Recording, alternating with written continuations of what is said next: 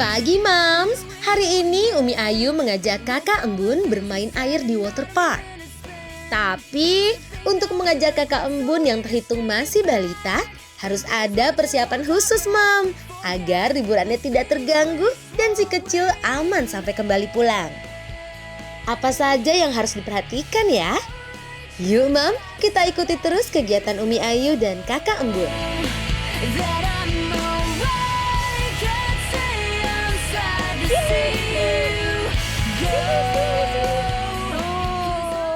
Halo, selamat pagi Mams. Tuh Kak, hai dulu. Hai, selamat pagi Mams. Nah, di hari Minggu yang cerah ini aku mau ngajakin si Embun untuk berenang. Lihat tuh, dia udah gak sabar banget kan. Dia udah bilang pengen berenang, pokoknya hari Minggu mau berenang. Oke, sekarang kita berenang ya.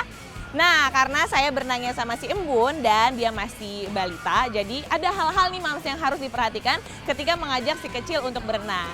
Nah, sekarang saya sudah sampai di salah satu water park yang ada di Jakarta Selatan.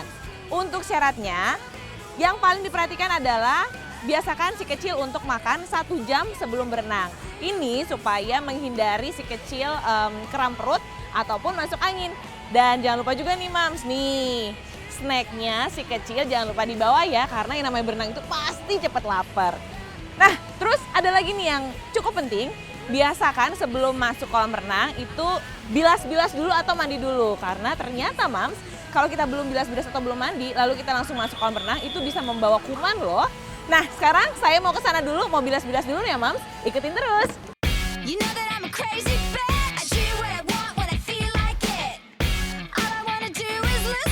Nah, setelah berganti baju dengan pakaian khusus untuk berenang, Umi Ayu memproteksi dirinya dan kakak Embun dengan sunblock agar kulitnya tidak iritasi. Nah, tadi sambil kita mengganti pakaian renang, Embun dan saya juga sudah sempat nih berbilas-bilas diri dulu supaya kuman-kumannya pada hilang.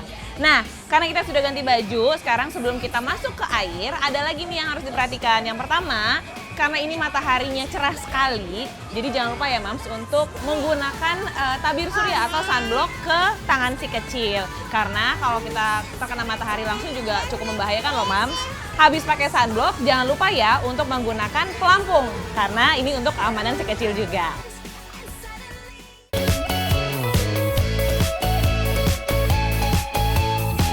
Sunblocknya sudah pakai, pelampungnya juga sudah. Nah, ada hal-hal lagi yang harus diperhatikan nih. Namanya water park ini pastinya penuh dengan wahana-wahana bermain. Nah, semua wahana itu pastinya memiliki syarat Mams. Ada minimal tinggi badan dan juga minimal usia. Itu juga harus diperhatikan ya Mams.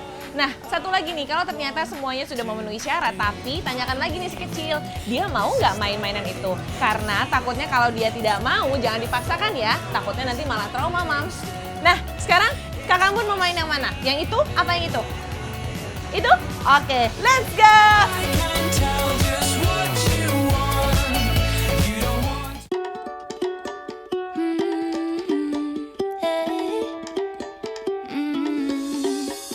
Nah Moms, selain tips-tips yang tadi disebutkan, ada hal lain yang juga sangat penting, yaitu kita harus selalu memperhatikan dan mematuhi peraturan yang terdapat di setiap wahana water park, agar si kecil dapat bermain dengan aman dan nyaman.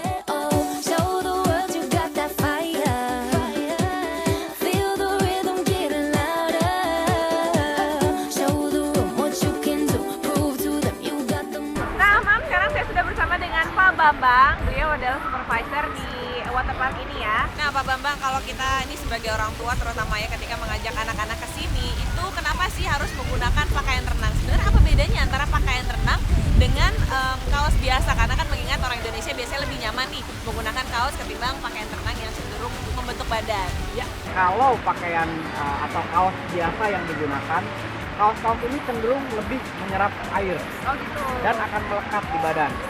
Untuk orang-orang yang memiliki kulit sensitif, itu akan mengakibatkan iritasi. Sedangkan pakaian renang, kita tahu rata-rata mereka memiliki bahan sintetis yang sangat mudah menurunkan air dan menguap oleh matahari. Mungkin dari Pak Bambang ada yang ingin disampaikan untuk orang tua yang ada di rumah ketika ingin mengajak anak-anaknya ke wahana bermain air seperti ini. Oke, gunakan wahana sesuai dengan usia dan tinggi badan anak. Kemudian selalu gunakan fasilitas yang tersedia. Seperti di sini kita menyediakan live vest, gunakan live vest pada saat anak-anak memasuki area kolam yang lebih dalam dari tinggi badan mereka. Dan selalu patuhi arahan yang diberikan lifeguard karena itu untuk keselamatan. Terima kasih banyak Pak Bambang Sama-sama. waktunya ya. Nah itu dia tadi Mam, beberapa pesan-pesan yang sebenarnya simple, sebenarnya sepele, tapi itu penting banget loh, terutama untuk anak-anak kita. Dan kita kadang orang tua ini kalau udah keasikan, kadang tuh suka asik motret anaknya lagi lucu berenang, suka lupa nih hal-hal yang penting banget yang harus diperhatikan. Jadi Mam, sebelum kita bermain, sebelum kita berenang, jangan lupa ya hal-hal tadi.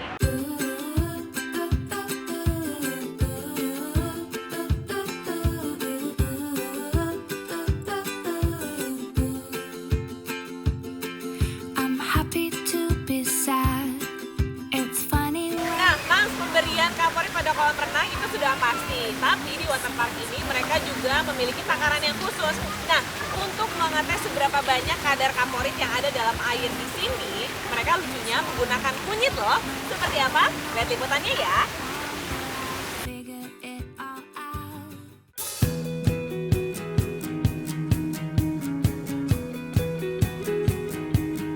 Kali ini saya akan menjelaskan parameter pH yang baik untuk semua jenis kolam renang itu ada di kisaran 72 sampai 77,6 ppm. Dan pada kesempatan kali ini saya akan coba menjelaskan bagaimana sih cara mengetahui kandungan pH dalam suatu kolam renang. Caranya sangat mudah, kita butuh beberapa alat. Satu paket ini namanya adalah tester test kit. Ini botol untuk pengetesannya dan ini adalah larutan kimia yang bernama phenol red. Di mana di dalam phenol red ini dia mengandung yang namanya indikator phenolphthalein yang berfungsi untuk mengecek kandungan pH suatu air. Selain kandungan pH tadi, salah satu water quality yang lain adalah kandungan klorin. Nah, klorin biasa digunakan menggunakan kaporit. Oke, dan untuk Mams yang ingin mencoba di rumah, bagaimana cara mencobanya? Itu sangat mudah. Untuk mengganti larutan kimianya, kita bisa mengganti dengan menggunakan larutan kunyit. Sementara untuk air kolam, kita bisa ganti dengan menggunakan air deterjen. Dan ketika kunyit disatukan dengan air deterjen, maka berubahnya akan menjadi seperti ini. Untuk warna air yang merah pekat seperti ini menandakan pH-nya sangat tinggi dan sangat tidak aman. Ini bisa menyebabkan iritasi. Dan untuk air yang aman, air kolam ini yang sudah saya siapkan, nanti kita akan coba teteskan dengan air kunyit. Dan jika tidak terjadi perubahan warna, itu artinya air ini aman untuk kita gunakan. Dan ternyata bisa dilihat tidak ada perubahan warna apapun terhadap air kolam ini. Ini jadinya pH yang ada di dalam kandungan air kolam ini sudah aman untuk kita gunakan.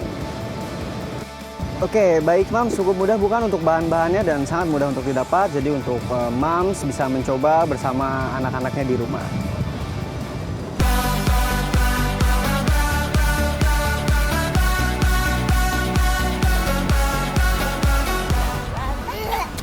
Nah itu dia tadi Mams, keseruan aku sama Embun bermain-main air, berenang-berenang. Kakak Embun seneng nggak?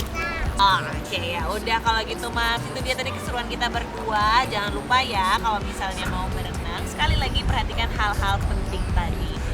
Ya udah kita pamit yuk. Dadah dulu. Dadah, selamat liburan.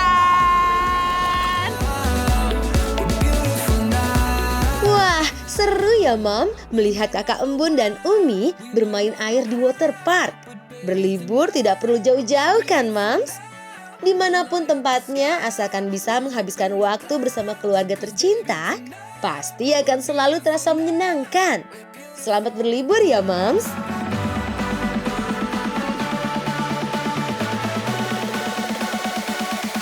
We're beautiful.